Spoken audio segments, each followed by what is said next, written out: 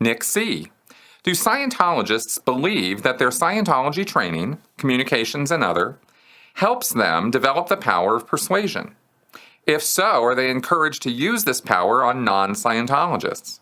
If so, what are some telltale signs that someone is trying to work the Scientology magic in a conversation? Also, assuming all of the above actually occurs, is there a kryptonite to this superpower? Meaning, is there anything a non-Scientologist can do to signal to a Scientologist that the use of magic has been detected and is therefore futile?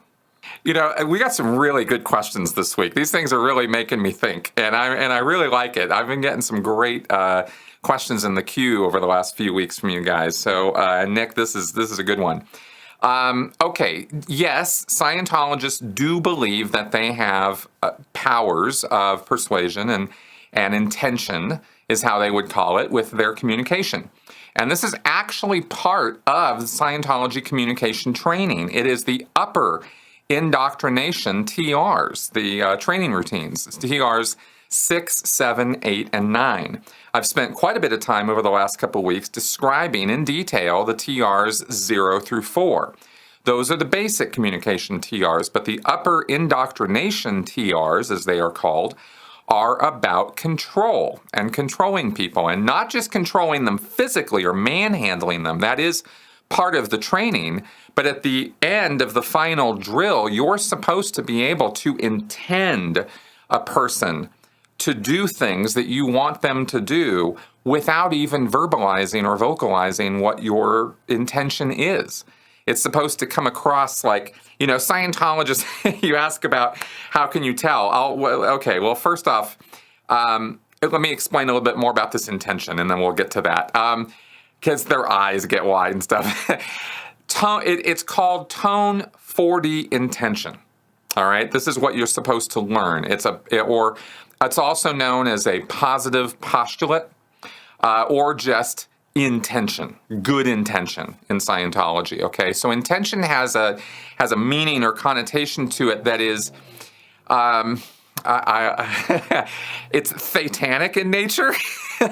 You know, Scientology is not satanic, it's thetanic, right, with the TH for the theta. And they assign a lot of causation, a lot of causative powers and abilities to a thetan, a spiritual entity or being, which is what you're, truly are as far as Scientologists are concerned.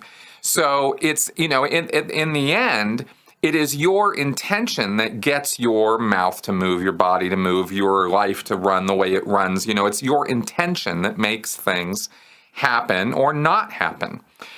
This is what being cause over life is really all about in Scientology, is it's a clear execution of your intention without reservation across all aspects of your dynamics or your life. So, if you could do that, if you could express your intention in such a way that other people complied with it readily and easily and without any issues or problems, then you really would be the man. You'd be the guy. You'd be the person in charge everywhere you went in any situation. And that is how Scientologists kind of think of themselves, especially that when they get trained on this stuff and they start learning about intention, because this is the key to the superpowers that Scientologists are always talking about. And this is all a very trumped up thing. There's no reality to any of this, but this is what they think. So when you do these upper indoc TRs, then you learn how to physically and verbally control objects and people. That's the whole point of doing it. So as to learn how to do that as an auditor, because in auditing sessions, auditors will have to physically move their pre-clears around, and they will have to guide and control them through communication. So it's an auditing skill that people are being trained with, but it's also supposed to be a life skill.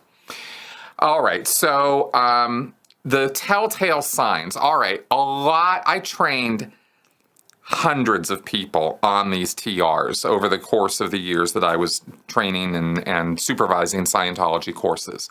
I also did probably about 100 hours of these upper indoc TRs, as well as hundreds and hundreds of hours of the lower TRs 0 to 4. Upper indoc TRs are not usually done as long or as much or as by as many people as the lower TRs 0 to 4. Okay, so a lot of students, a lot of people will develop this thing during the drills where their eyes kind of get wider. They're intending like a beam, like they kind of imagine a laser beam coming through their eyes. It's almost, like you could think like hypnotists, the woo woo sort of thing, right? Like they're trying to get you with their eyes, right? Mesmerize you. That kind of thing is one way that it sort of expresses itself. Now, that's not just, of course, a Scientology thing. A lot of people get all, their eyes get wide and they get really angry. But Scientologists are kind of calm about it. They're just sort of like, it's like using the Force.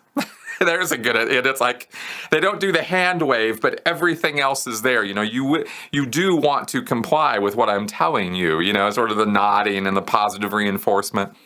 So you'll see that kind of behavior from them.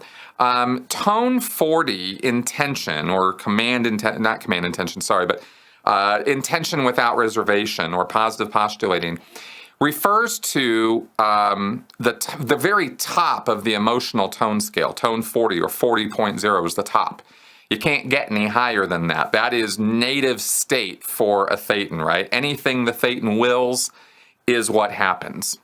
And the reason, by the way, that people don't operate that way or don't know how to anymore or forgotten or can't get back to that state, according to Scientology, is because of all the trauma and stress and experiences that they've had over all these trilenia that have beaten them down into a place where they don't feel that they have the right to express their intention or even recognize anymore that their intention causes things. This is a very common view throughout Scientology, is this rehabilitation of one's intention.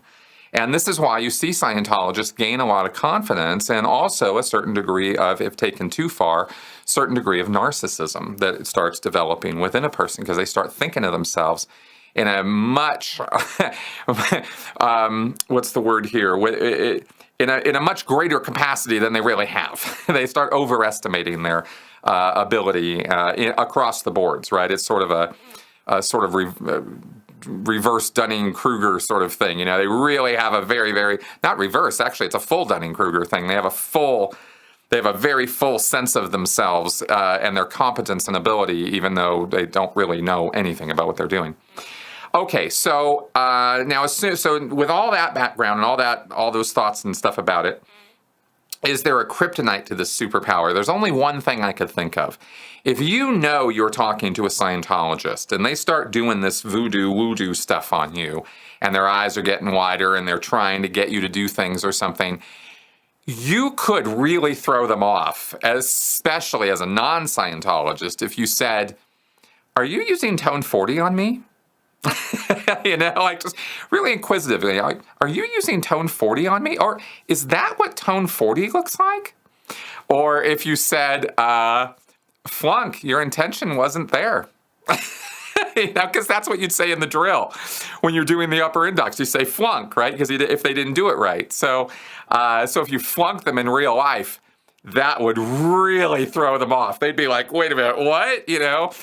That would be hilarious, actually, to try that. So any reference at all to tone 40 or positive, is that a positive postulate you're trying to make?